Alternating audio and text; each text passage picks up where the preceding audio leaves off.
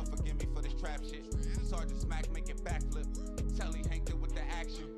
With the Vato speaking Spanish. Frank Matthews how I vanish. Poof. Came back like I'm King Tut. Gold BBS is on a beamer. When Fat Cat was 10 queens up. Ball off the profit, not the re-up. Fly like Puerto Rican Jesus. Uptown like I'm Baby May. Just caught a touchdown from the Bay. Now, growing up, ODB was personally my favorite member of the Wu-Tang Clan. Now, if you care to know why, or you're wondering how, just watch what happens when this random guy asks him for a freestyle. Representing Brooklyn Zoo. What's up, baby? Drunk as hell. That's what's up. That's what's up. So, do the back, you so fucked up. You ain't gonna kick a freestyle for me later on, son? Right now, nigga. Okay, hit the the freestyle. That what you want. Nigga wanna come and then they wanna run. I'm the A-son, who's the professor, be the analyzer, who makes the rest. Never say that a freaky boy pervert. Baby, I love the flirt. Never just a bitch aboard. Now when the man has a woman, they can never leave town. I was on the phone talking to somebody. I don't know if it was Popalot. I said, yo, God, you coming to the press conference? Mariah Carey and all of his here and this and that. I said, what press conference? The plan is to bring Dirty home, detox him, get him in the gym, get him in shape, get him in vitamins, get him back onto being out in the world, keep his diet going, get him fit for society. Nah, God, we got him right here now. We may do this deal with Rockefeller. I ain't saying this to be rude, freedom of law, Papa Wu, but when the fuck was y'all gonna tell me that? I was disappointed that Dirty held that back for me. I was disappointed that my Aunt Cherry held it back for me. I wasn't angry at them. I loved them unconditionally. But it really fucked me up when Dame Dash played that move on us. I felt like Dame Dash could have called me. I felt he could at least reached out to us prior to all this shit he set up. I thought that was the most crookedest thing any man can do in business. But I ain't hold it against Dame Dash. I just felt that Dame Dash had reached a point in his career that he had lost the insight of God and morals. With that kind of move, you was destined to fail. Because you're going against the rules of engagement. Even a country at war with each other first sits down and negotiate before they drop bombs on each other, nigga. My name is Damon Dash.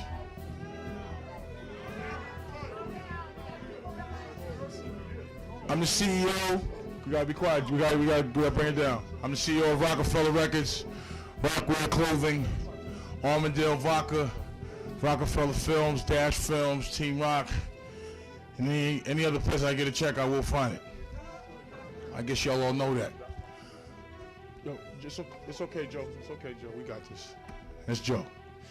And I think what y'all witnessing is an evolution of an empire.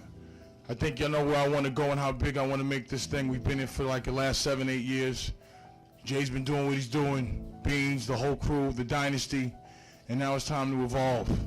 It's time to do bigger things and touch everyone. What we want to do is take over the whole world, the whole planet. We want to be the best at everything. And any opportunity that I see, when I see a good person, when I see someone that's talented, that's about their business, that wants to get money, I could care less what anybody else says about them. All I know is what I see. And that's why I chose to get with old dirty bastard. What's the new name? Dirt McGirt. Dirt McGirt. As you see, he has his own clothing line. He just touched the pavement. It's your clothes, my man. That's a cakeaholic. And I think he's ready to go in the store and make some hits. He's consistently done it. He's entertained us on every level. And all we want to do at The Rock is give him love and help him get where he got to go. And also want to thank Mariah Carey for coming out as a friend. Just as a friend. She's always there. Even though I was a hairdresser and something. But anyway, you are fresh to death. But I'm proud to present the new member, the newest member of The Rock. You know I gotta do the official give him a chain. We couldn't come home without that.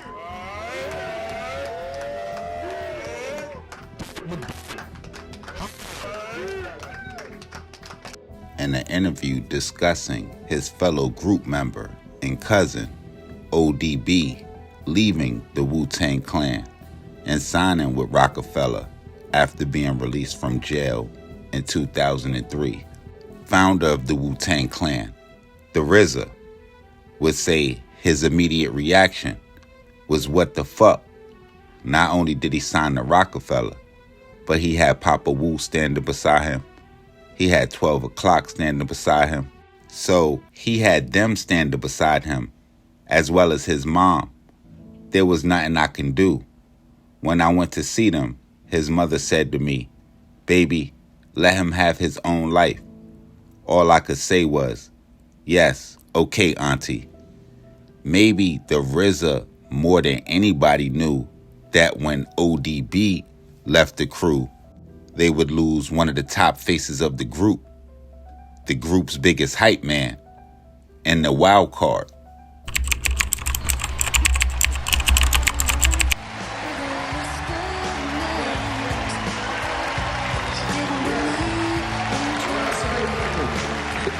Please calm down. The music and everything. I went and bought me an outfit today that costed a lot of money today. You know what I mean? Because I figured that Wu-Tang was going to win. I don't know how y'all see it, but when it comes to the children, Wu-Tang is for the children. We teach the children. You know what I mean? Puffy is good, but Wu-Tang is the best. Okay? I want y'all to know that this is ODB and I love you all. Peace. Thank you, Mr. Buddy. Is this us? Yeah. I'm confused now. Take another phone call here. Hello? Hi, Hey. my name is Mienda, and I live in Florida. Being a young black female and also a teen mother, what do you guys do to give back to the community? Also directed mostly towards ODB. I know Praz and the Fugees do things for the community, but what is going to be your thing for the community? Nothing.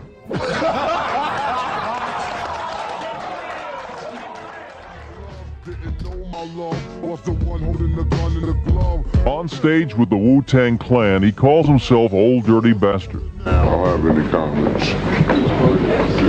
But I do love you, though. His real name is Russell Jones, seen here coming out of court for allegedly skipping child support last year. Now, I'm usually not inclined to fuck with niggas that got it and don't give back to the community or get child support charges for not taking care of their kids. But in a time when a rapper seemed fake, almost like a Marvel character or something out of WWF, the ODB just came across to me as real. But more than that, wild. And a lot of people would think that was only on the national spotlight, like at the Grammys. I mean, this nigga did an interview in the middle of Brooklyn with his pants sagging. Nah, fuck that. Taking off his pants with no shoes on. But for me, that ain't even the kicker. Because while he got on a t-shirt, how cold is it outside if the other niggas all layered up with jackets and shit? Nah, I'm serious.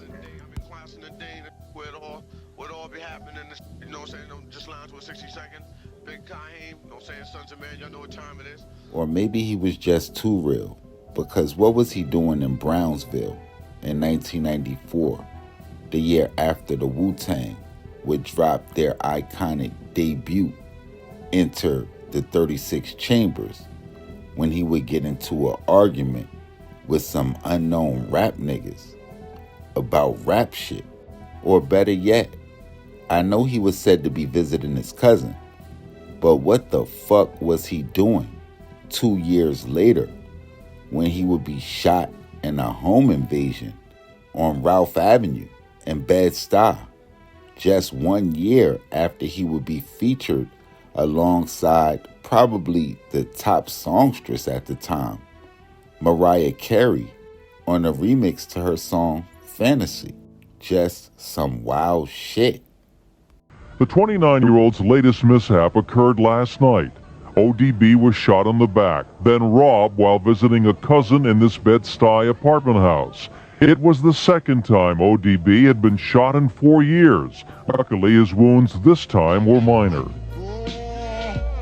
As much as he's somebody who gets in and out of trouble, that we should pay attention a little bit to the fact that, you know, when rappers are writing about violence and about... He was cool people when I met him, and I admire his work, you know. Ain't nothing like going to a club and hearing a little ODB to make your night.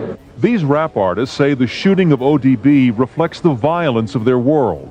Lord, we don't need another mountain.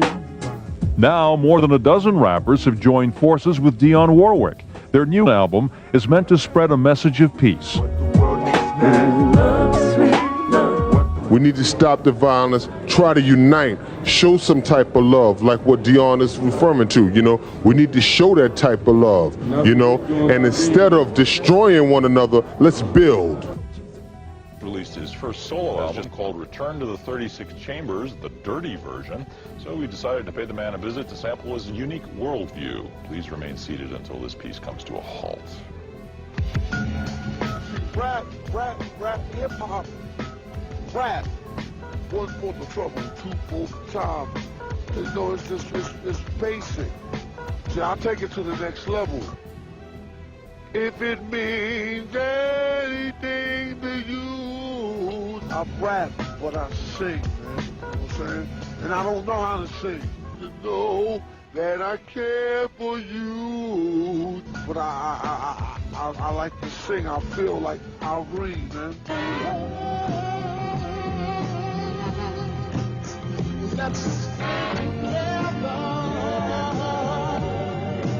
Check it out. You know how you got bottled up anger, and sometimes you just, ooh, baby. Excuse me. Word, man, this juice tastes good, baby. That's the party when I'm on my body. Try to get up and be somebody. Like, my style is old school. My whole lifestyle was always dirty. And I know that a bastard is one who has no father. You know what I'm saying? So therefore, there ain't no father to my style. How you like me now? Do I let my children listen to my music? Of course I do.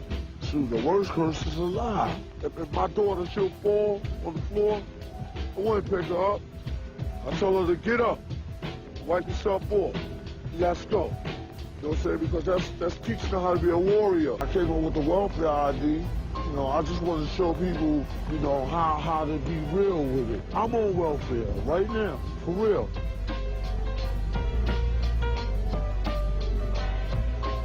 But she put that card in there, we got food stamps. And yo, glad to get the food stamps. Why wouldn't you want to get free money?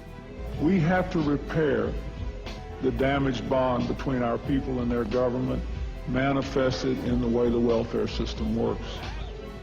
We have to end welfare as we know it. For the people that want to call up the welfare, man, I think that's terrible. You know how hard it is for people to live without nothing. You owe me 40 acres and a mule anyway. For real. I'm in this rap game to get money. You know what I'm saying? I got babies. I'm trying to take care of my babies. You know, and I feel good to be able to express myself and have my talent, to give my talent to the world, to the universe, so they can accept my talent and love it. Love it. You know what I'm saying? Because you ain't gonna never see no talent like this again in your life. You gonna love it. So, is old dirty bastard a welfare cheat? We'll leave that question to higher authorities. Suffice it to say that as a member of the Wu-Tang Clan, he shared in profits from the group's million-selling debut album. And Elektra Records says it advanced him $45,000 last year, which, according to New York State welfare authorities, is way more than anyone collecting benefits should be earning. While Congress continues debating welfare reform, we'll keep you posted. When Dirty got locked up, isolated from the people he loved, not a lot of members went to go visit Old Dirty. I personally went there once with RZA to go visit Dirty. I didn't like what I had saw. So Dirty coming home from that, you know, a lot of love and care from his family. His mom was there, you know, a lot of support. But I don't think it was enough to keep Dirty from being old Dirty. When you fighting demons, people think that you could pay them off with money. But really, in most cases, the more money you get, the demons get scarier. And after ODB would be released in 2003, after serving 3 years for going on the run and being a fugitive from just about October 2000 to November of 2000. And after only very few visits from his other clan members, he was signed with The Rock. And away from the people that probably knew how to protect him best, ODB would go on to live a life of his own, just like his mom would ask of his cousin RZA. Well, Dirty is really the nucleus to Wu-Tang, you know what I mean? I want to tell the world that, you know, if it wasn't for this man that came into our lives at the time that he came in the early 90s, you know, we probably wouldn't be here, man. Dirty was the spirit. Dirty was the person that I give a lot of credit to. It's like when I see RZA, I see Dirty. It's like looking at two people at the same time. And damn, you know what I mean? It's like, it's messing with me a little bit because that, you know, it's hard to know that one of your brothers is not here. Rapper Old Dirty Bastard, or ODB, died yesterday after complaining of chest pains. But this rapper had a history of pain, a troubled life of drugs and jail. The member of Wu-Tang Clan died Saturday after collapsing at his Manhattan recording studio where he was working on a comeback album. A spokesman for Rockefeller Records says the rapper had complained of chest pains. The medical examiner's office says autopsy results will be announced pending toxicology reports as well as tissue studies. ODB, whose real name is Russell Jones, was released from prison last year after serving a 2-year sentence for parole violations and drug charges. Over the years, ODB had numerous stays in rehab and a series of run-ins with the law. His record label says the world has lost a great talent and a friend. ODB's mother says her son was the kindest, most gentle soul on earth, and fellow rap stars and music fans say the industry has lost a rap legend. His style was just original, you know. God rest, rest in peace to ODB, you know. Old Dirty came from the street. Old Dirty ain't have nothing, you know. He was, let him tell you his story and you'll know what it's about. He came up just like any other starving artist out here, especially anyone from Brooklyn, you know. Anything you get out here, you making it from bottom up. Hip-hop lost some flavor and some character today. In 2011, 6 years after ODB's death in 2004, it was not surprising that his name was still coming up in law enforcement circles. This time with the FBI. With the hip-hop police in full swing around this time, the NYPD would start a surveillance jacket on the Klan that they would funnel to the FBI about the group. The COINTELPRO style file on the group would show that from 1999 up into the year of 2004, law enforcement would keep a close eye on the actions of ODB and the entire Wu-Tang Clan, or WTC, as they were named in the documents. The extensive 93-page file would attempt to connect the Wu-Tang Clan to the Bloods, illegal guns, drugs, and even murder. But one of the most shocking things found in the report were details about a late 1990 shootout ODB was alleged to have with police officers after a traffic stop. In the incident that was alleged to have occurred on January 15, 1999, ODB was said to have been pulled over by NYPD officers for what was called a routine traffic stop in and around the confines of the 77th Precinct in Brooklyn, New York. But according to the documentation submitted to the FBI, the situation would escalate quickly, leading to a confrontation between ODB and the officers. And even to this day, a decade plus later, a lot of the details of the shooting still remain unknown. According to MTV, who would cover the FBI surveillance of the chart-topping group, they would note that the only reason that he didn't end up serving jail time was because a Brooklyn grand jury failed to re-indict him. Definitely Wu-Tang's most gangsters member. Now, y'all make sure y'all hit the red bell and subscribe button right under this video so y'all know when this real trill spill shit is dropping. Y'all get in the comment box below. Y'all let me know who y'all favorite member out the clan is. As a matter of fact, y'all give me a top 3. I would say a top 5, but that's too easy. Y'all make sure y'all tapping below. Y'all let me know what cities we need to go to, what stories we need to tell, what we got wrong, what we missed, all of that. Y'all tapping with me directly on Instagram, Twitter, POP_A_LOT. And until the next time, y'all know how we rocking. It's your ace Popalot. Salute the almighty mob.